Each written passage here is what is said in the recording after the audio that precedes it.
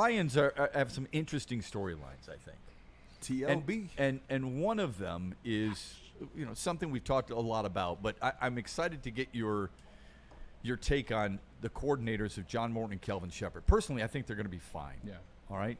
How long does it take for an offense to get used to a new offensive coordinator, and what could possibly change? And then we're going to hear from Jared Goff on his new OC in a moment. But first, I want your thoughts on that. In terms of working with a new coordinator, I played offense, so I speak from the offensive side of things. It's getting the temperament of the players. It's kind of like getting used to what the players are so you can implement your system. But from the player side, does it work? Like how do you talk? Does it work? Especially like how are you trying to get the locker room? So like the hardest is to get the offensive side. My thing is, you come in, you implement your system, say who you are. You don't talk about the past and what was. Like, you move with, this is what we're going to be, this is what we're going to do. You make guys feel good about what the system is, and you go out there and practice that system. I went through so many offensive coordinators. Like, when I was in Cleveland and everybody came in, this is how we're going to do it this time. Man, fail. This is how we're going to do this time. Fail. The guy that worked, Rob Chudzinski, who did not work as a head coach, but how he worked as offensive coordinator, he had something new. He made it fun. He told us, he said, hey, look, we're going to have a lot of fun, but we're going to do it the right way. We do it the right way. And he just made us focus in on little things like MAs, like minor, like mistakes, like missed assignments and things of that nature. We focused on that, and the game that came easy. You focus on knowing where you're supposed to be, the minor things, the MAs, the missed assignments, and we were a better offense, and we actually were 7-1 at the crib that year under Rob Chudzinski when he came in. New coordinator, liked him in that space. It was good. I think he's a BC guy, isn't he? Rob no, it's same conference, Miami. Miami. He was tight end in Miami. Yeah, that's right. So does he adjust, or in the Lions case, do you think John Morton is adjusting to Jared Goff and his guys, or vice versa? No. Like, Johnny Morton is adjusting to the players. Like, it's not the other way around. Let's not get it twisted. Okay. The Lions offense last year was number one. The Lions offense the year before that was number two, and it's number one in a lot of categories. So Johnny Mo doesn't want to come here and reinvent the wheel. With Johnny Mo, he was my wide receivers coach when I was with the 49ers in 2011, so I actually know a lot about him. It's sometimes good to get an outside eye in. Johnny Morton came here in 2020. He was here in 2022. Right. He knows his team. He knows his coach. He's familiar with these players. Then he left. He was able to watch Ben Johnson and some of the things that worked, which was a lot. There's a lot of things that didn't work. But because so much worked, we don't see that. The average fan doesn't see that.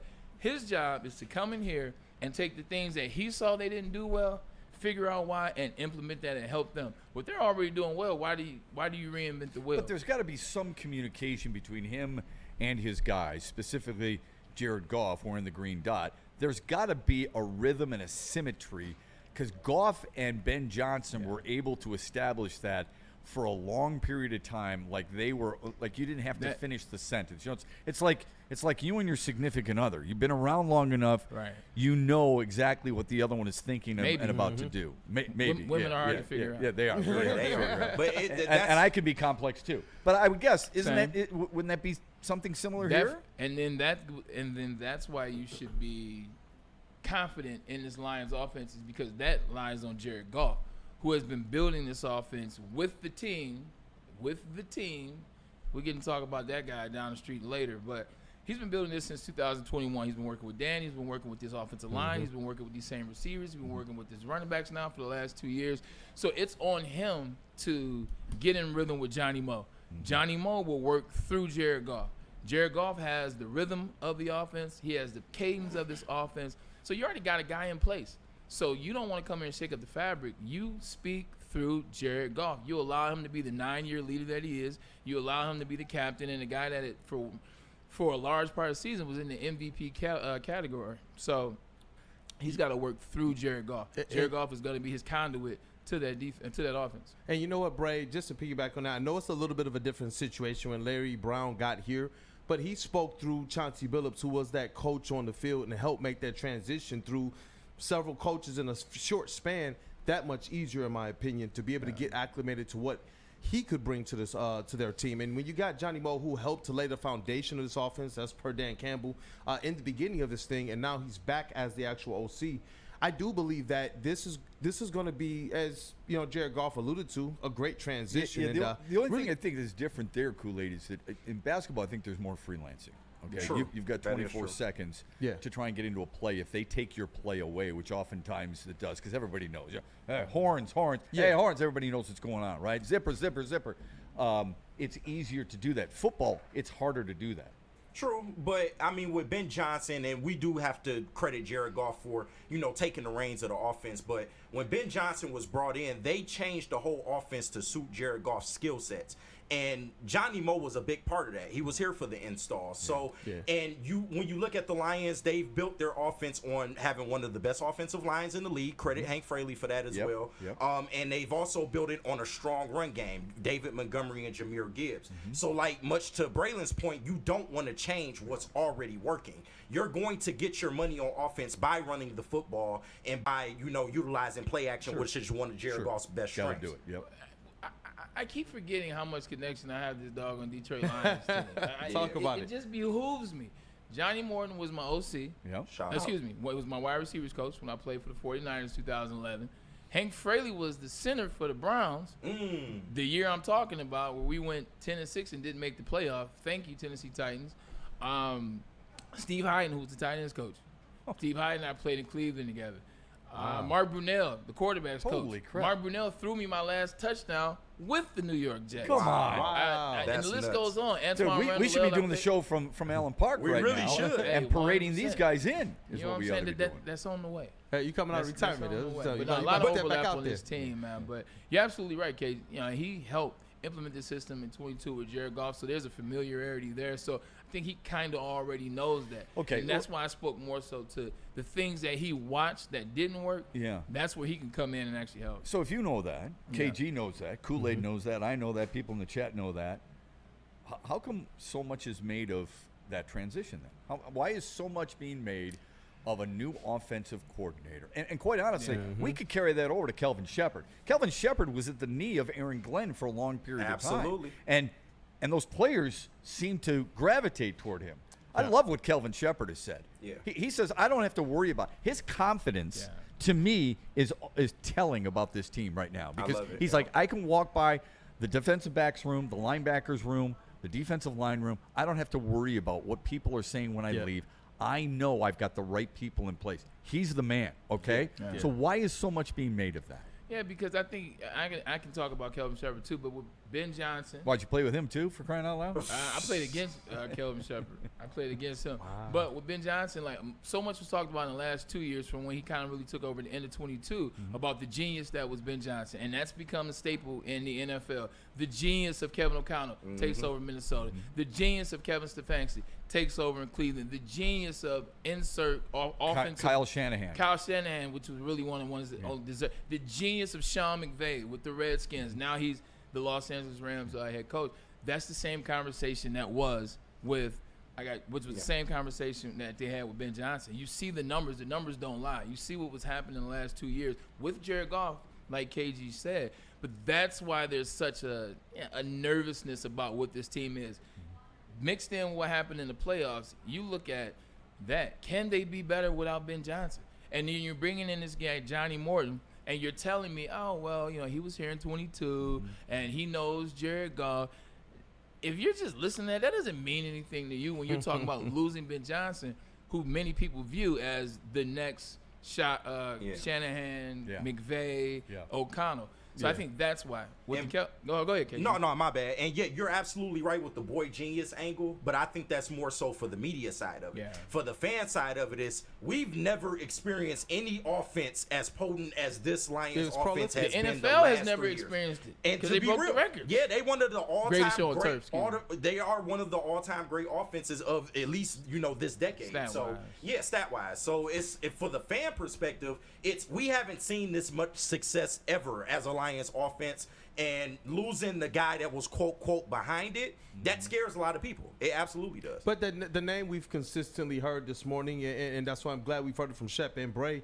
This is on Jared Goff. He's the guy that's been here throughout all the transition. And when you're talking about a guy who was just top 5 in MVP voting, and a guy who we know, if everything was right, the Lions probably playing a little bit longer in that last year's playoff run. This is where he's the one who's been here through the transition. You hope he's learned through the transition. They instilled an offense that was to your skill set.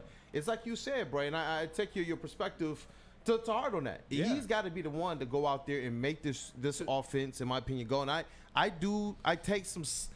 feel a lot of times like it's a little bit of a backhanded shot, though, at Dan Campbell. I think that this system. In what? What do you mean? The doubts in this squad. The brains behind the operation. Yeah. Wait, hold on. Who's the real brains behind the operation? Yeah. I see what you're saying. Yeah, I don't think he gets. We've talked about that. I don't think he gets nearly enough credit. But if people are taking a step back at the Lions, you could understand why, right?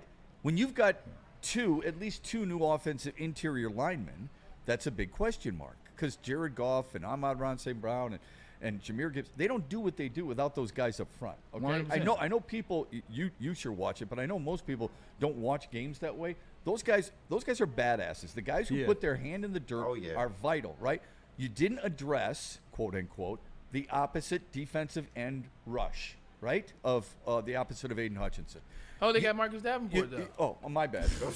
You've got question marks and injuries with defensive tackles, right? And there is the outsiders are looking at, like, Alex Anzalone's not real happy. So when you've got all that, plus 2 new coordinators, which we all think is overblown, but from the outside looking in, they don't. You can understand why people would have some question marks about the Lions, to a little bit of a degree, but I remember last year when people were trying to bury the Philadelphia Eagles for the noise that was happening, for the changes that were happening, we saw that head coach and their quarterback were the ultimate stabilizing figures. And if our team is going to take that next step, if the Lions are for real, Dan Campbell has to be a guy that's above the shots that people take, and Jared Goff has to prove that he is truly an MVP candidate. Well, you remember, you got to watch out. Yeah, remember, because that next year they struggled. Yeah, but remember earlier last year, Nick Sirianni was screaming at his home fans. Yeah. So they weren't really supporting him. He wasn't the guy who was keeping them afloat. Yeah. Jalen Hurts was. Maybe A.J. Brown was, Devontae Smith, Brandon Graham, all those guys. Brown and I mean, there were people questioning Nick Sirianni constantly because he's flying off the handle. It's the winning that changes everything. We know that. That's the way it's been in football and any sport forever. Yeah, winning is able to mask everything, and how they got back to winning. One, they went out and got the number 1 running back currently in the NFL, Saquon Barkley. The other thing they did is they went out and got Kellen Moore. Kellen Moore came in there as an offensive. You know what he was able to do with the Dallas Cowboys. Vic Fangio too. I played. Vic Fangio was defensive coordinator.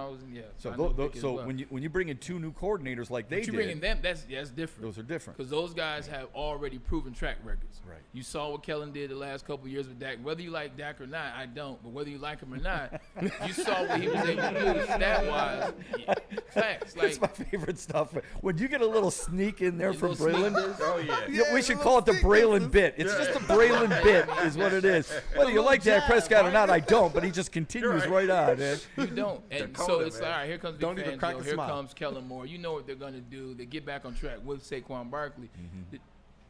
They don't have the same thing here with Detroit. J-Mo is a relative unknown to the sense of the outside fan base. You look at Kelvin Shepherd. Well, this guy has never been a defensive coordinator. He's a linebacker he came up under Aaron Glenn. Where I have faith in him is when they had the whole conversation during Hard Knocks, and they were talking about him asking Dan Campbell, should he cut his hair or not?